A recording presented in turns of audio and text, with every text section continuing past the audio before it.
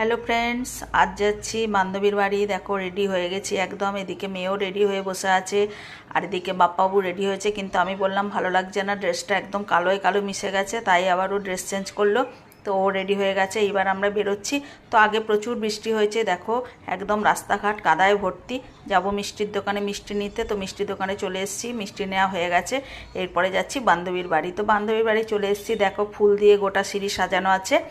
আর এদিকে হচ্ছে নাম সংকীর্তন। আর যেটার জন্য আসা আর কি, সেটাই হচ্ছে ইস্কন থেকে মহারাজ প্রভুরা এসছেন, তো বান্ধবী নেমন্তন্ন করেছিল, তাই জন্য চলে এসেছি। আর খাওয়ানো হয়েছে ভোগের প্রসাদ, এখানে বড়া ভাজা, ডাল আর সমস্ত নিরামিষ তরকারি ছিল। তো অসাধারণ ছিল ভোগের প্রসাদটা।